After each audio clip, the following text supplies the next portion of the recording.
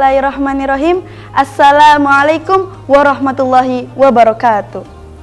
Alhamdulillah. Alhamdulillahilladzi takhda'u la'azamatihi samawati wal ardun. Allahumma salli ala sayyidina Muhammad khatamil anbiya'i wal mursalin wa ala alihi at-thayyibina wa ashabil akhyari ajma'in, amma ba'du. Segala puji bagi Allah, teriring doa dan keselamatan semoga terlimpah atas Nabi dan Rasul termulia Muhammad sallallahu alaihi wasallam, juga atas keluarga dan para sahabat, serta kepada semua yang mengikuti mereka dalam kebenaran sampai hari kiamat nanti. Sebagai seorang muslim, setiap hari kita diwajibkan oleh agama kita untuk mendirikan sholat 5 waktu. Namun tanpa disadari, kebanyakan dari kita menganggap kewajiban mulia tersebut sekedar rutinitas yang membebani saja. Banyak yang menjalankan sholat hanya sekedar untuk menggugurkan kewajiban, atau ibaratnya anak sekolah atau karyawan perusahaan, sekedar absen semata tanpa mengetahui urgensi dan hikmahnya. Karenanya, marilah pada kesempatan yang berbahagia ini kembali kita mencoba menyelami kembali urgensi dan hikmah ibadah sholat yang kita kerjakan sehari-hari. Adapun di antara urgensi dari ibadah salat, yaitu merupakan ibadah yang pertama kali dimintakan pertanggungjawabannya dari manusia pada hari kiamat kelak. Bukan hanya itu, ibadah salat juga menjadi cermin dari keseluruhan rangkaian amal ibadah kita selama di dunia.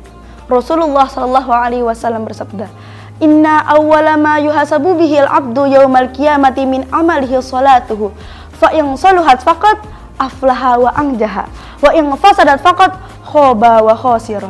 Rawahu Tirmizi, Ahmad wa Ibnu Majah. Sesungguhnya amal ibadah seseorang yang pertama kali dihisap adalah sholatnya. Jika sholatnya dinilai baik, maka tenang dan bahagialah dia.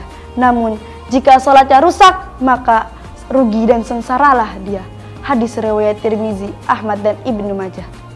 Selain menjadi ibadah yang pertama kali dihisap pada hari kiamat, ibadah salat juga menjadi bukti sekaligus identitas keislaman sejati kita.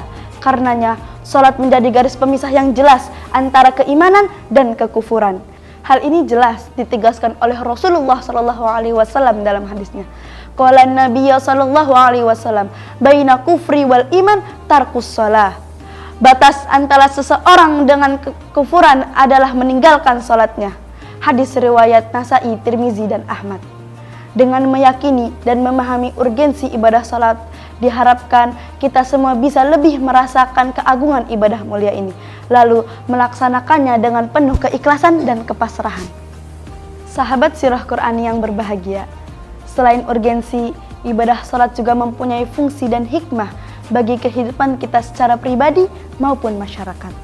Secara pribadi, ibadah salat akan menghasilkan hikmah kepada mereka yang mengerjakannya setidaknya dalam 3 hal. Pertama, salat mengendalikan diri dari maksiat.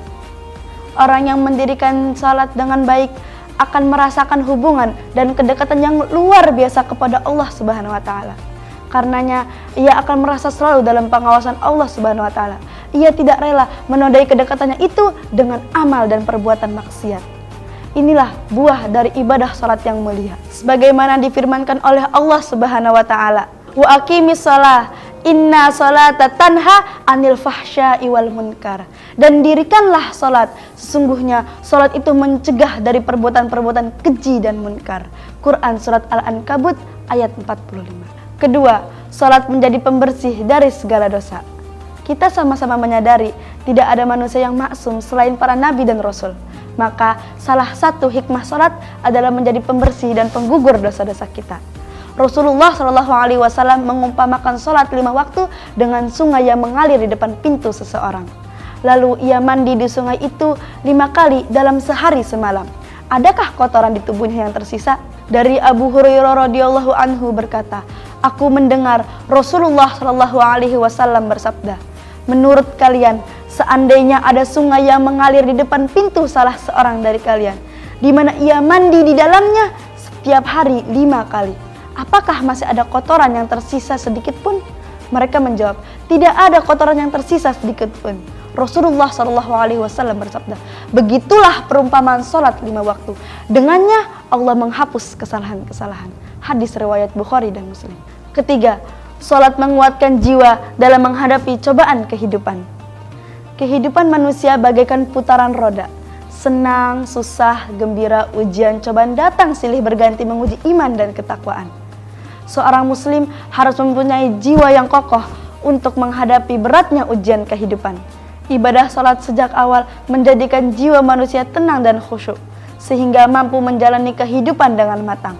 Kita diperintahkan untuk menjadikan salat sebagai pengokoh jiwa kita dalam setiap musibah yang melanda. Allah Subhanahu wa taala berfirman, "Wasta'inu bis-sabri was-shalah wa innaha lakabiratun illa 'alal khashi'in." Dan jadikanlah sabar dan salat sebagai penolongmu, dan sesungguhnya yang demikian itu sungguh berat kecuali bagi orang-orang yang khusyuk. Quran surat Al-Baqarah ayat 45. Salat senantiasa menjadikan jiwa manusia tenang dan khusyuk. Inilah rahasia mengapa Rasulullah SAW meminta kepada Bilal, "Wahai Bilal, istirahatkan kami dengan salat." Hadis riwayat Ahmad dan Abu Daud. Dalam kesempatan lain, beliau juga bersabda, "Dan ketenanganku dijadikan di dalam salat." Hadis riwayat Ahmad. Semoga kita termaksud mereka yang mendapatkan buah dan hikmah dari ibadah salat yang dikerjakannya. Allahumma shalli wa sallim wa barik alaih. Marhaban ya Ramadan. Selamat menunaikan ibadah puasa. Saya Andini Hakim undur diri. Wassalamualaikum warahmatullahi wabarakatuh.